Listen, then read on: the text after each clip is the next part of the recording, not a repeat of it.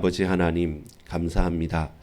우리가 이해하기가 힘들고 또한 어색한 장면을 마주할 때마다 우리는 간절히 하나님을 찾고 하나님 앞에 무릎 꿇습니다. 결국 아버지 하나님께서 내게 보여주셔야지, 들려주셔야지, 말씀해 주셔야지 내가 알 수도 있고 깨달을 수도 있사오니 하나님 우리에게 은혜를 알게 하여 주옵소서.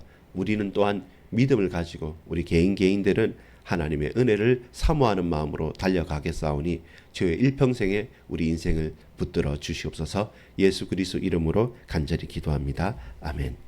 여러분, 오늘 우리가 함께 나눌 말씀은 요한계시록 6장 1절에서 17절까지의 말씀입니다. 무더운 7월 10일 2025년도를 지나가고 있습니다. 여러분, 우리가 저와 여러분이 나만 가지고 있는 열쇠가 있다. 그러면 어떤 기분이겠습니까? 무엇을 할 수 있겠습니까? 그 누구도 열 수 없는 7개 금고가 있는데 그 금고에 대한 열쇠 혹은 그 금고의 비밀번호를 오로지 나만 알고 있다. 그러면 저와 여러분은 언제 어떻게 그 금고를 여시겠습니까? 그 금고의 특징은 뭐냐면 안에 뭐가 들어있는지 모릅니다. 큰 축복일 수도 있고 큰 어려움과 고통일 수도 있는데 적어도 많은 경우에 이 금고를 열면 큰 환란이 다가온다. 그러면 안 열겠죠. 누가 열으라고 막 핍박을 하고 죽이려고 해도 더 큰 환란과 고통이 있다면 그 열지 않겠죠. 버티겠죠. 반대로 그 속에 내가 할 수 있는 능력과 큰 축복과 응답이 많이 들어있다고 한다면 내게 공고함과 환란이 왔을 때 우리는 그 금고를 열겠죠. 오늘 무슨 말씀을 제가 드리고 싶냐면 여러분, 우리는 분명히 깨달아야 합니다. 우리에게 해답과 열쇠와 비밀번호가 있는 것이 아니라 오늘 본문에 보면 요한계시록 6장 1절에서 쭉 보면 결국 그 문을 여시는 분, 그 금고를 여시는 분, 역사를 주장하시고 그 환란과 축복을 다스리시는 분은 누구냐면 1절을 같이 읽읍시다. 시작. 내가 봄에, 다시 보세요. 내가 봄에. 요한계시록은 계속 내가 본다는 말입니다. 근데 이게 내가 다시 말합니다. 못 보는 것, 보이지 않는 것을 내가 열심히 보기 위해서 눈에 시력에 힘을 주고 프레쉬를 비추면서 보는 게 아니라 하나님께서 우리로 보게 하시고 깨닫게 하시고 보여주시는 것을 내가 보는 겁니다. 자, 같이 읽읍시다. 내가 봄에 어린 양이 7인 중에 하나를 떼시는데, 그렇죠? 이 7인은 뭡니까? 봉해진 거예요. 하나하나를 이렇게 떼가는 겁니다. 그 7개의 두루마리를 떼가는 것입니다. 하나를 떼고 하나를 떼고 하나를 떼가는 겁니다. 근데 누구나 궁금하고 누구나 두려워할 수 있는 그 모든 비밀, 이 세상의 사건들, 일들, 그것을 내가 떼는 것도 아니고 다른 사람이 떼는 것도 아닙니다. 이단 사이비와 같은 사람들이 일어나서, 교주들이 일어나서 내 말을 들으라. 내가 다 안다. 내가 하나님과 직통하고 있고 내가 말하는 게 하나님 말씀이다 라고 우리를 속이고 할 때도 그거 말도 아닌 소리입니다. 아주 간단하게 알 수 있습니다. 나만 안다고 하는 사람은 다 사기꾼이고 가짜고 정신병자입니다. 결코 그렇지 않습니다. 하나님께서 아시고 어린 양이 아시고 우리에게 이 말씀을 통해서 이미 말씀해 주셨습니다. 그것을 저와 여러분이 잘 겸손히 가슴에 말씀으로 담아서 하나님 앞에 순전하게 나가는 것이 중요한 것이지 내 뜻대로 성경이 없는 것을 만들거나 또한 성경을 이리저리 만들어서 이건 내가 하고 싶은 의도로 하나씩 뽑아서 하는 것조차도 그 두 개 다 잘못된 것이죠. 정확한 해석은 또 온전한 해석은 하나의 해석만은 어떻게 말하기가 힘듭니다. 성경은 그렇게 우리의 머릿속에 재단이 안 됩니다. 근데 하나님의 말씀은요. 틀린 해석은 알 수 있습니다. 잘못된 해석은 우리는 알 수 있습니다. 그걸 알고 제대로 고백하는 게 중요합니다. 먼저 서론입니다. 어린 양이 인을 떼십니다. 저와 여러분이 나만 아는 비밀을 가지고 비밀 열쇠를 가지고 비밀 번호를 가지고 누가 풀어서 말하는 것이 아니라 하나님 말씀은 예수 그리스도로 말미암아 풀려지고 예수 그리스도로 말미암아 적용되어지고 예수 그리스도로 말미암아 고백되어지는 것입니다. 여러분, 첫 번째부터 네 번째 인에 대해서 나오는데 첫 번째 인을 딱 떼니까 뭐가 나오냐면 흰 말이 나옵니다. 1절과 2절을 읽어보면 그렇습니다. 첫 번째 인을 뗐을 때 흰 말이 나와서 무엇을 말하냐면 승리를 말합니다. 여러분, 세상의 군사력과 정복, 그 흰 말을 타고 온 기사가 누굽니까? 세상을 이기고 이깁니다. 결국 여러분, 자신만의 성취, 나만의 승리만을 위해서 살아간다면 진짜 승리는 있을 수 없습니다. 우리는 참된 승리를 고백할 수 있어야 됩니다. 두 번째 인을 뗐습니다. 그때는 뭐가 나타납니까? 승리의 도취에 있지는 마십시오. 붉은 말이 나타납니다. 붉은 말이 나타나서 어떻게 합니까? 4절에 볼까요? 이에 다른 붉은 말이 나오더라. 그 탄자가 허락을 받아 땅에서 화평을 제하여 버리며 서로 죽이게 하고 또 큰 칼을 받았더라. 전쟁이 일어나는 것이죠. 보십시오. 세상에는 크고 대단한 사람들이 일어나서 승리자라고 말하고 또 다른 어떤 부분에서는 세상의 난리와 소문 가운데 큰 갈등과 고통 속에서 전쟁이 일어나기도 합니다. 지금 똑같은 일들이 일어나고 있지 않습니까? 경제 전쟁도 일어나고요. 실제로 핵무기 때문에 또 저 팔레스타인 지역에 또 전쟁이 일어나기도 하고 민족 간의 갈등이나 또한 문제 때문에 또 국경을 맞대고 있는 우크라이나 그리고 러시아는 또 전쟁을 언제 끝날지 모르는 전쟁을 계속하고 있습니다. 맨날 휴전한다고 하는데 또 전쟁은 갈등은 서로의 신뢰가 없기 때문에 계속되고 있습니다. 세 번째 인을 뗐습니다. 세 번째 인을 떼니까 검은 말이 나옵니다. 검은 말은 어떤 내용입니까? 자, 세 번째 인의 6절 보겠습니다. 검은 말이 나오는데 그 탄자가 손에 저울을 가졌더라. 근데 그 저울을 왜 가졌습니까? 6절에 내가 내 생물 사이로부터 나는 음성을 들으니 이르되 한 데나리온의 밀 한 대요 한 데나리온의 보리 석대로다. 또 감람류와 포도주를 해치지 말라 하더라. 이 말은 뭡니까? 커다란 기근이 나오는 거죠. 정복자, 전쟁, 그리고 큰 기근, 그리고 그 마지막에 피날레가 되는 결론이 뭔지 압니까? 네 번째 인이 떼졌을 때 7절 8절에 청황색 말이 나옵니다. 8절입니다. 내가 봄에 청황색 말이 나오는데 그 탄자의 이름은 사망이니 음부 지옥입니다. 사망이니 음부가 그 뒤를 따르더라.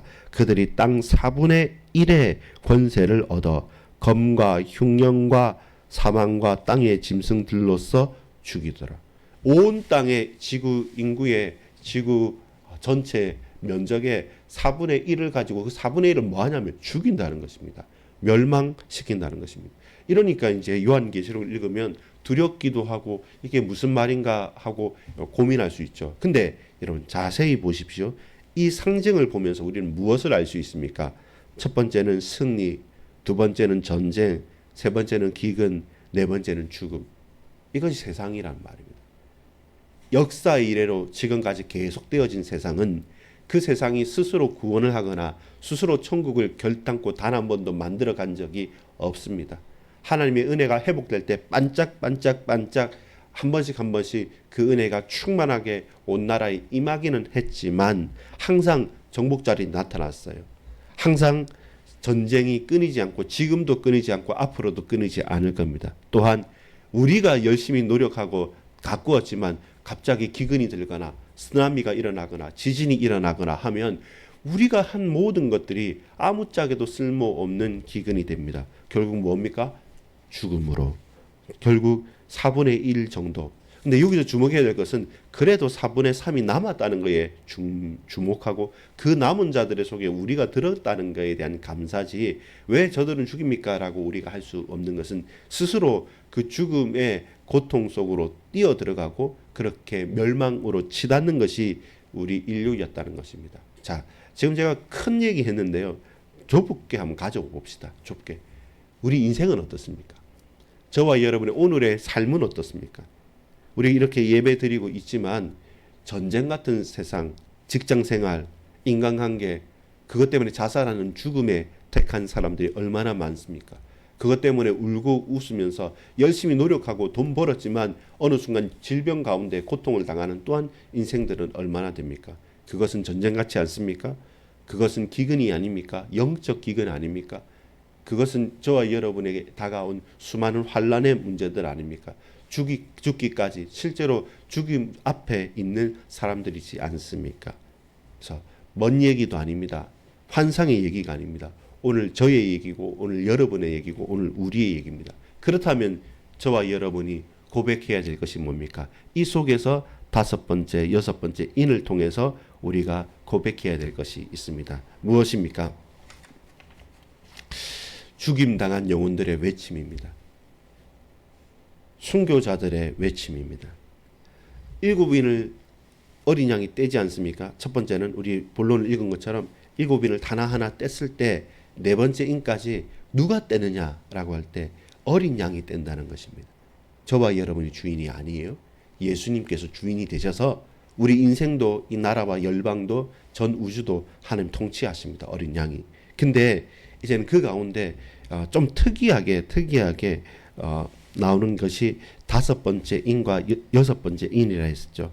9절에서 11절 그리고 12절에서 17절까지 있는 이 다섯 번째 인이 바로 죽임당한 영혼들이 제단 아래에 있다고 말합니다. 9절에 이들이 큰 소리로 불러 이르되 10절에 보면 거룩하고 참되신 대주제여 땅에 거하는 자들을 심판하여 우리 피를 갚아주지 아니하시기를 어느 때까지 하시려 하나이까. 뭐라고 말씀합니까? 순교자들이 외칩니다. 우리의 피를 갚아주소서. 언제까지 참으시며 우리의 피를 갚아주지 아니하시겠습니까? 라고 말할 때 어떤 음성이 들립니까? 각각 그들에게 흰 두루마리를 주시며 11절에 승리의 증표를 승리의 말씀을 그들에게 이미 주셨다는 겁니다. 우리는 헛되이 죽은 것이 아니라 우리는 헛되이 피 흘린 것이 아니라 그들 각자에게 승리의 증표 승리의 두루마리를 주셔서 뭐라고 말씀합니다. 아직 잠시 동안 시대 그들의 동무 종들과 형제들도 자기처럼 죽임을 당하여 그 수가 차기까지 하라 하시더라. 첫 번째 순교자이면서 구원의 소망은 누구셨습니까? 예수 그리스도 아닙니까? 십자가에 죽으시고 그 그리스도께서 죽으신 것처럼 아직까지 그 동무들과 그 영혼들의 수가 차기까지 하나님의 때가 아직 남았다는 겁니다. 그걸 우리는 무엇으로 볼 수 있습니까? 하나는 이 땅에 종말이 있기 전까지 오래 참으시면서 구원받을 자들을 더 얻기 위한 하나님의 인내하심입니다. 사랑하심입니다. 공의로 심판하실 수 있지만 왜 지금은 심판하지 않으시냐면 지금도 믿지 않는 우리 가족들, 아직까지 거듭나지 못한 우리 자녀들과 우리 형제 자매들, 그리고 복음이 들어가지 못한 우리의 부모들과 우리의 동역자들, 그들에게 복음이 증거되어질 수 있는 마지막 기회를 아직 그 수가 차기까지, 그건 순교자의 수뿐만 아니라 하나님께서 오래 참으심으로 우리를 붙드시러 주신다는 겁니다.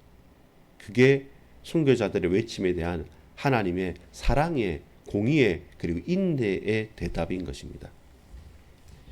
여섯 번째 인입니다. 12절입니다. 여섯 번째 인을 떼실 때 큰 지진이 나며 해가 검은 털로 짠 상복같이 검어지고 달은 온통 피같이 되며 하늘의 별들이 무화과 나무가 대풍에 흔들려 쭉쭉하면서 하늘은 두루마리가 말린 같이 떠나가고 산과 섬이 왕족들과 모두 다 두려워하고, 이 말은 뭡니까?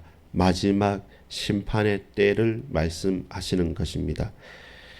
대재앙, 단순하게 개인의 고통, 나라가 망한다는 게 아니라 전 지구적이고 전 우주적인 그 종말에 대한 사건입니다. 그것이 저와 여러분이 봐야 될 마지막입니다.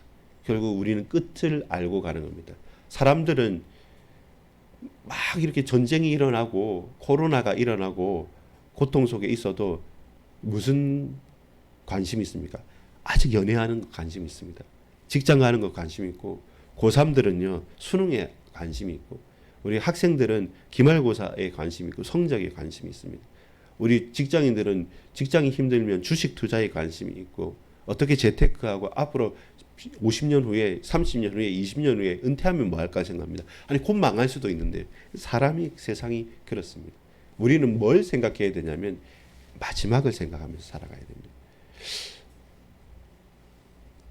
어떤 사람은 혹자는 이 마지막 환란이 어떤 지극히 큰 환란이었던 AD 70년에 있었던 예루살렘 멸망을 유대인들에게 말하는 거죠. 유대인 개인과 유대인의 나라를 보면 이 AD 70년 이후에는 완전히 떠나가고 회파되고 무너졌잖아요. 그럼 지금 말하는 여섯 번째 인과 같은 그런 환란과 저주와 큰 멸망이 임했던 것일 수도 있고, 동시에 마지막 날 종말에 대한 것을 같이 중첩되게 볼 수도 있다고 합니다. 우리 개인의 멸망도 있습니다. 죽음도 있고요.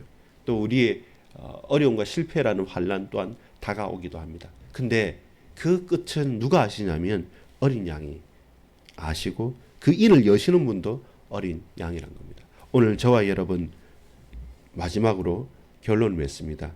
오늘 제목이기도 합니다. 누가 능히 설 수 있습니까? 일곱 인을 떼시는 어린 양 앞에서 누가 능히 설 수 있습니까? 아무도 능히 설 수 없습니다. 근데 저와 여러분은 능히 설 수 있도록 우리를 세우시는 분이 저와 여러분을 서게 만드시는 것입니다. 자, 17절 읽어볼까요? 시작. 그들의 진노의 큰 날이 이르렀으니 누가 능히 서리요 하더라. 아무도 능히 설 수 없습니다. 세상 그 어떤 대단한 성공자도 또 힘을 가진 자도, 트럼프 대통령이 전 세계를 향해서 경제 전쟁을 하면서 몇 퍼센트 세금 내라고 하는 그 두려운 편지를 보낸다고 한들 그 대통령도 힘은 가지고 있죠. 능히 서겠습니까? 과연 얼마나 서겠습니까? 아니요. 아무도 설 수 없습니다. 그런데 누가 능히 설 수 있습니까? 라는 질문 앞에서 하나님께서 나를 능하게 세우셨다라고 고백할 수 있습니까? 그러면 저와 여러분 세상의 정복자들 앞에, 첫째인 앞에 두려워하지 않습니다. 그러면 저와 여러분 둘째인이 딱 떨어져서 붉은 말이 와서 큰 전쟁과 환란 가운데서도 우리가 인내하면서 견딜 수 있습니다. 그러면 저와 여러분 세 번째 인이 딱 열렸을 때 검은 말이 나타나서 큰 환란과 기근이 막 다가와도 우리는 소망을 가지고 기다릴 수 있습니다. 그러면 저와 여러분 그 네 번째 사망의 청락 그렇죠? 청황색 말 네 번째 사망이 다가와도 사나 죽으나 내가 주의 것이로다라고 고백을 한다면 그 또한 우리가 하나님께 감사함으로 나아갈 수 있는 거죠. 결국은 뭡니까? 순교자의 외침과 마지막 때까지 우리 주님 어린 양 그리스도 부활하신 예수께서 저와 여러분을 다스리시고 우리를 붙들어 주신다는 것입니다. 어렵고 무섭고 두려운 말이 아니라 결국 이 말은 소망의 말씀입니다. 이 당시 이 죽음 앞에, 이 환난 앞에, 기근 앞에 이 순교자의 외침과 이 흔들리는 멸망의 앞에 섰던 소아시아에 있는 일곱 교회와 초대교회 성도들은 이 말보다 더 극심한 환난을 네로 황제나 도미티안 황제 가운데서 당하고 있었습니다. 살 수가 없어서 감옥, 죽음, 그리고 카타콤, 지하 묘지로 숨어들어서 살 수밖에 없는 형편이었습니다. 그들에게는 오늘 하는 말씀이 위로의 말씀이었습니다. 근데 여러분, 우리는 형편이 좋습니까? 아닙니다. 사실은 영적인 영안을 두고 보면 우리의 영적인 상태 심각합니다. 저와 여러분의 믿음 너무나도 희미합니다. 우리에게 있는 그 믿음의 토대 너무 연약합니다. 그래서 하나님의 은혜가 필요하고 주님의 음성을 듣고 나를 주님 세워 주옵소서. 스스로 설라 하지 말고 능히 세우시는 주의 손에 붙들림 바 되어져서 오늘을 준비하면서 기도하면서 믿음을 고백하면서 살아가는 저와 여러분 되기를 간절히 소망합니다. 여러분 괜찮은 것 같습니까? 그렇지 않습니다. 너무나도 위태롭습니다. 그래서 여러분 두려워하고 떨어야 됩니까? 아닙니다. 이 말씀은 소망과 위로와 승리의 말씀입니다. 문제는 내가 스스로 서거나 다른 사람들로 말미암아 서고 싶은 그런 유혹이 있습니다. 아닙니다. 스스로 설 수도 없고 다른 사람이 세워주지도 않습니다. 우리는 하나님께서 우리를 능히 세우실 때 능히 서는 것입니다. 아무도 능히 설 수 없는데 주께서 우리를 세우시고 붙들어 주시고 힘 주시면 그때 아멘 하면서 승리의 고백을 하는 이 멸망의 세대에 담대히 승리의 증인으로 나아가시는 우리 모든 반석교회 권속들 다 되어지기를 소망합니다. 축복합니다. 사랑합니다. 뜨거운 여름 여러분 가장 마음의 말씀을 통해서 시원케 되어지고 그 중심이 더욱더 뜨겁게 주님을 뜨거운 열기를 녹일 만큼 뜨겁게 주님을 하나님을 사랑하고 이웃을 사랑하는 저와 여러분 되기를 간절히 바랍니다. 기도하겠습니다. 아버지 하나님 감사합니다. 오늘 우리를 붙들어 주시옵소서. 하나님을 바라며 하나님을 붙들며 주님 사랑하고 이웃을 내 몸처럼 사랑한다는 그 뜨거운 중심을 가지고 이 여름의 열기를 녹이며 살아갈 수 있도록 우리 주님 깨닫게 하시고 우리 주님 깨우치게 하시며 우리 주님 참된 믿음의 고백으로 증거하게 하옵소서. 구주 예수 그리스도 이름으로 간절히 기도합니다. 아멘.